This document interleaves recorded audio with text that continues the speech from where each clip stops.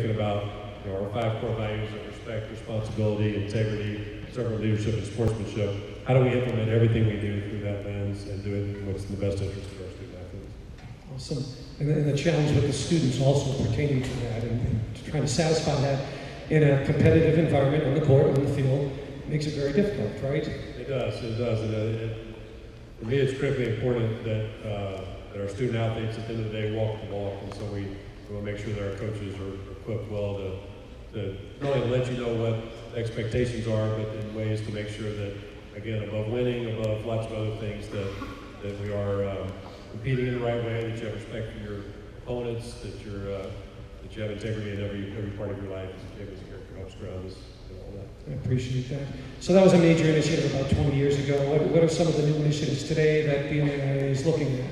Yeah, we lots of things over the years. I mentioned our conference structure, so we've done a lot of strengthening conferences because that's where most of your competition originates and where you spend most of your time is at the conference level.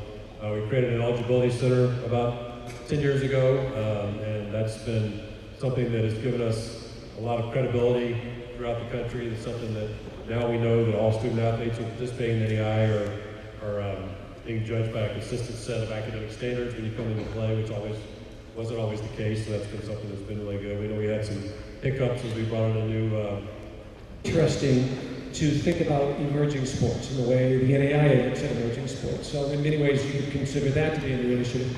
I wonder if you could talk a little bit about emerging sports and maybe what's on the horizon, what you're thinking, what the organization is looking at right now. Yeah, so in terms of emerging sports, when I started 20 years ago, we had 23 championships, and as of now, we have 31. Some sports coming on that I had never imagined 20 years ago. We would like esports? And esports is not even one of the 31. It's a separate association we started on. I can talk about that in a second. But women's wrestling is the most recent one, which I think is terrific. Men's and women's bowling, I wasn't anticipating that would be a national championship within the NAIA. But essentially, our philosophy and our strategy in working with people like Kevin on our council of presidents is we want to help our schools figure out ways that students can come in and participate, that you can come into Ottawa and do things that you love to do. And I'm a firm believer in smaller institutions. That's critically important. If you want to go watch, if you want to go watch great sports, you can go to big schools like in my backyard, University of Kansas or University of Arizona. But if you want to participate, you want to be active, smaller schools give you the opportunity to do that. So we want to position the NAIA to help our schools start any sport that they may want to and provide championship opportunities. Dennis mentioned esports. 3 years ago, we had 5 NAIA schools and a couple of NCAA schools come to us and say, we've started to recruit students to come to our campus to play competitive video games. And again, I thought, well, that's not something that NAIA should even think about. It was kind of outside of our lane. But as we started to talk with these schools, it was very similar to traditional sports in that these students were passionate about what they were doing. So we started with those 7 institutions in 2016, and now we have 175 who are part of NACE, National Association of Collegiate Esports. So I haven't had a chance to visit with Kevin about whether what's going on with esports here in Ottawa, but it's growing, and my guess would be that number is going to continue to grow exponentially over time like that in the last 3 years. Excellent. I'll unofficially announce we are looking at esports here. We intend to start it as a club sport in the fall, and then perhaps move it to a varsity sport. That's awesome. That's what's taking place here. I'm not playing against them, I know that. They spend too much time playing those games. We certainly have an opportunity up front to listen to some student athletes, and so I'll finish with one of these final questions. The challenge today in being a student athlete is most student athletes at an NAIA school have a scholarship. They feel an obligation to their sport. They know they're going to college, they feel an obligation to academics. And balancing trying to be an excellent student and at the same time trying to be an excellent athlete is a major challenge. I think, honestly, coaches demand more, and I think faculty are demanding more from the students today. So share your opinion, what are your thoughts about that? And maybe how can students better balance their athletic prowess and their academic prowess? Yeah, I agree. It was a challenge when I participated, and Kevin participated in college athletics, but I think even more so now with all the various things that you can get involved in. I guess the one thing I would start with is it's great training for life. When you get out of college, believe it or not, at times you're going to be busier than you are in college. So to be able to balance what's a very demanding athletic schedule and a very demanding academic schedule with your faith, with your friends outside, with your family commitments.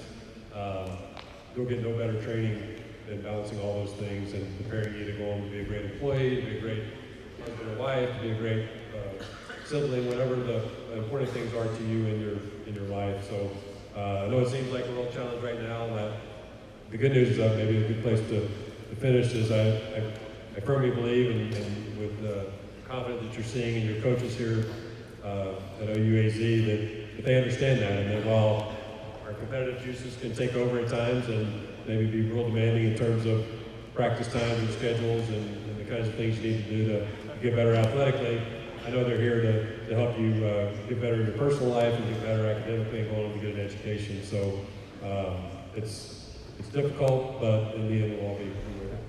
Terrific. I just a couple short ones, real short questions. Your favorite sport to play and your favorite sport to watch?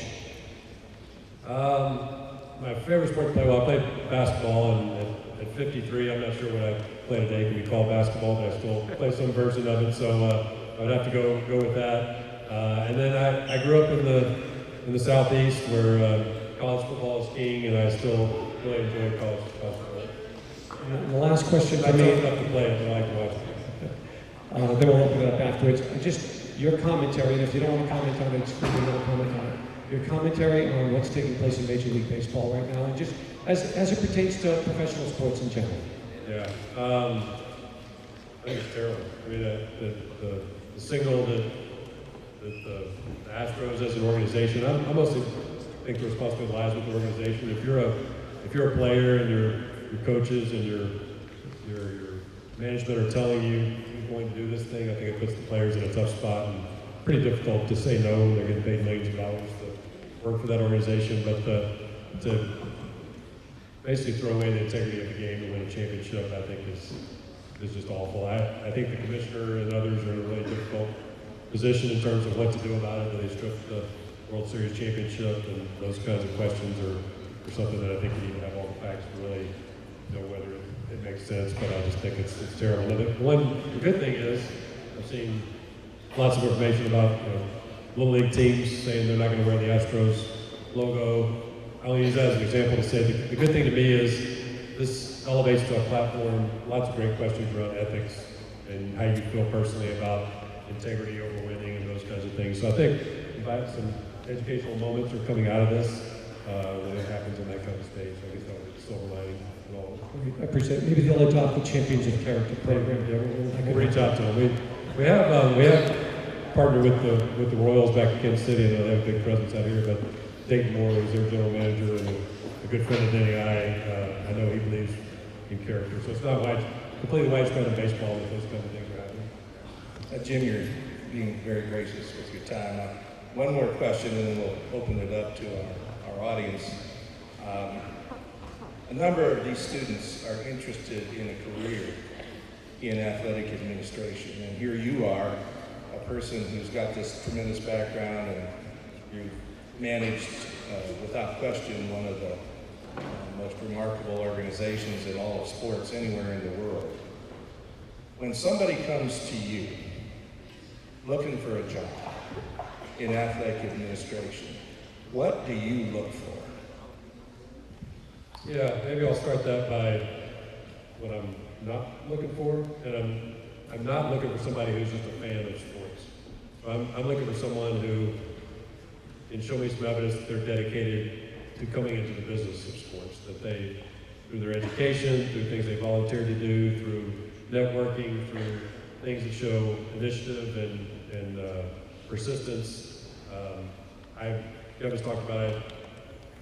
I have a pretty busy schedule, so sometimes it takes some persistence just to be able to get to a meeting with me. So that's something that I look for, is how persistent was that person in trying to get in front of me and to get in front of our staff and those kinds of things. So part of it is what you know, but also part of it is showing that something like those kinds of things that set you apart from others. Because it's a crowded field, and lots of, when I went to get a master's in sports management, I think there were 3 master's programs. Now they're, I think, literally hundreds. So if you're passionate about it, I would encourage you to pursue it. I was telling Kevin that my daughter is passionate about musical theater, and I don't know what kind of job she's going to get out of that, but I'm encouraging her to pursue her passion. And so I would say the same thing about working in athletics, or whether professional or amateur. And I guess maybe that's the last thing I would, in that question on, is I would widen your scope or your lens as far and wide as you can, because there are lots of different things you can do in sports. And a lot of times I talk with students, and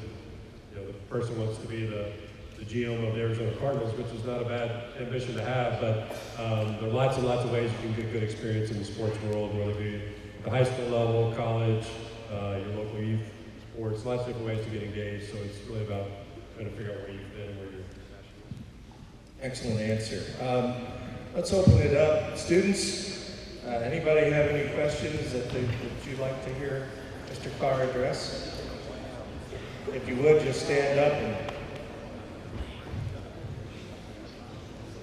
I know how shy you are. Come on, I gotta have at least a couple of questions from students. Yes.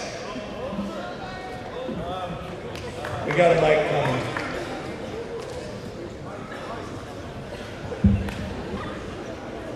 How's it going? Jose Monza. Good. I was just wondering if there are any lacrosse programs in the NAIA.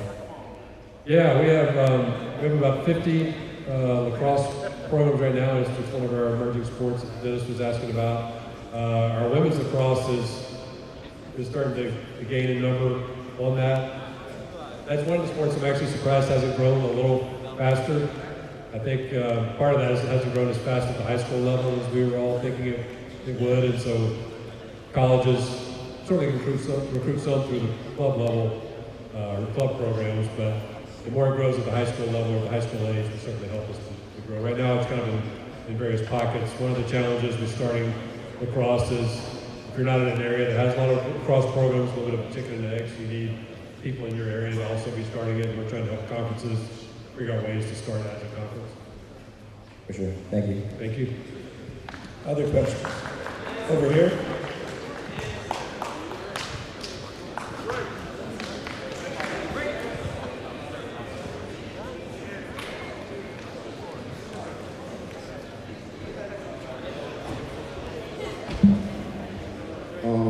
How is it possible to tie in a conference?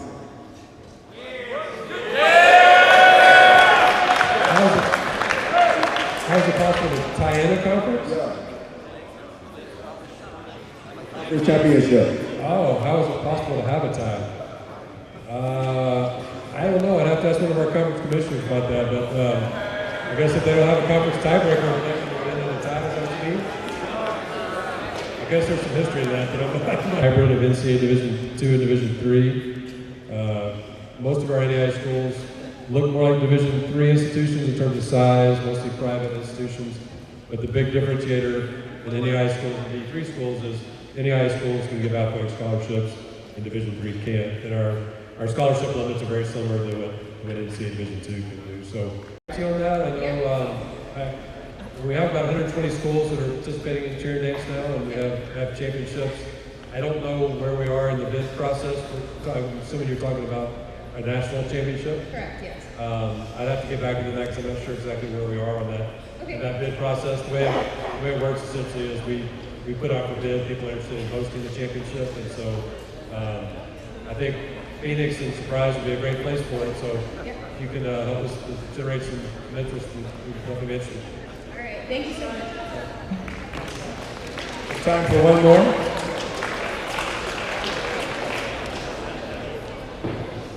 Okay, before I hand it over to our fearless leader, Kevin Steele, and he is, by the way, been a tremendous leader.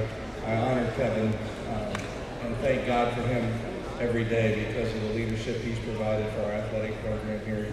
No question in my mind's eye that we wouldn't be where we are if we hadn't brought Kevin Steele aboard. Before I do that, I want to echo what Alan said at the beginning. On Friday is a very special day. Some of us were here when all we had to look at was the desert. Right? How many of us?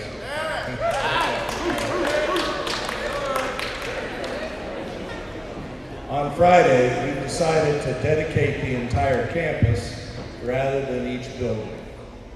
Some of you have met the Odells. They attended a basketball game recently. They were at Spirit Life last week, and so on. They gave the largest single gift ever received in the history of the university, $8 million for this facility. There's another special person who's going to be with us. Some of you are interested in athletic careers. Another Ottawa graduate, a guy by the name of John Sherman. John Sherman is the person who just bought the Kansas City Royals. John will be here on Friday. There will be a large number of other folks who participated and contributed in ways that you cannot possibly imagine to make this a reality. You are invited to that ceremony on Friday morning, 10:30 sharp here. Those of you who have classes will come over. We want as many students here as we can, because at the end of the day, the reason that we're here and that these facilities are here is for you. So, do what Alan said, if you would. You do this anyway. I'm always impressed with this. Welcome our guests. Make them feel special. They are going to enjoy this. They have seen this come from nothing, and many of them contributed not only treasure, but their time and their talents for us to get here. So I hope you'll make sure that they all experience the warmest of OUAZ welcomes. Thanks for your attention today, and Kevin, we'll let you close us out. Thank you, Chancellor. Okay, you've been sitting a while, and I know for a fact that these, see, that's why I don't do that stuff. I know for a fact those seats are uncomfortable. Would you stand with me for it?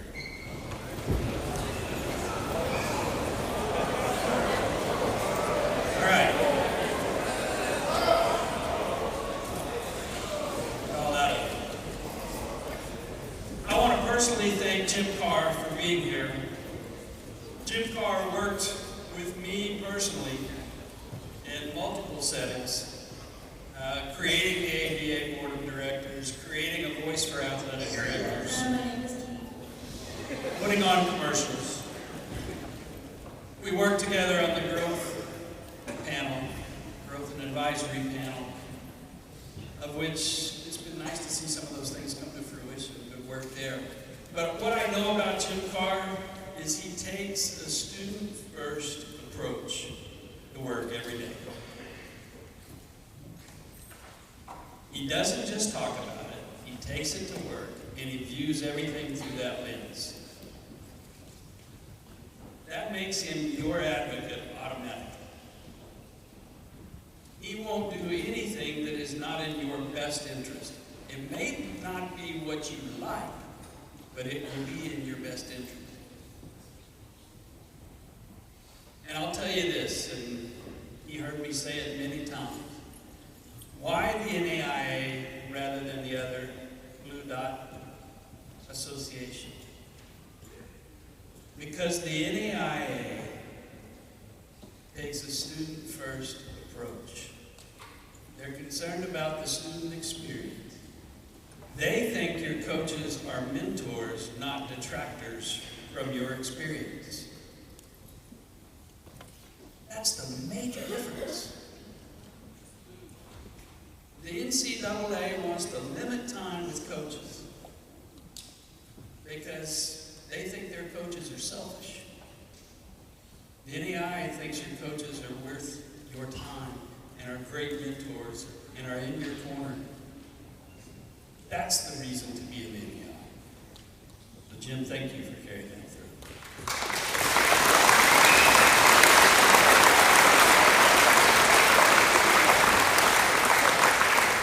Last week with Pastor Russ, and the week before that with Mr. Clark, we had great spirit life times together. And the Lord's doing a lot of work in our institution. And I thank Him daily for that. Don't get tired of doing it right.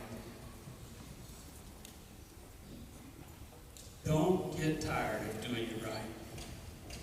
And for me to say that means that it is possible to get tired of doing things right. And I'm begging you and imploring you, don't give in. Don't give in to the easy way. Don't give in to the lazy way. Don't give in to Satan's way. Keep pushing for the Lord. Let's bow our heads. God, you know every one of us in this room better than we know ourselves. So we quiet ourselves for just a moment to think only of you and to listen to you. Or if you care to speak quietly to us for something that you want of us in this moment, in this day, that we hear you. Give us eyes to see the way that you see. Give us ears to hear the way that you hear. Give us a voice to speak the way that you want us to speak. And give us a vision for life that comes from you and you alone. I pray this for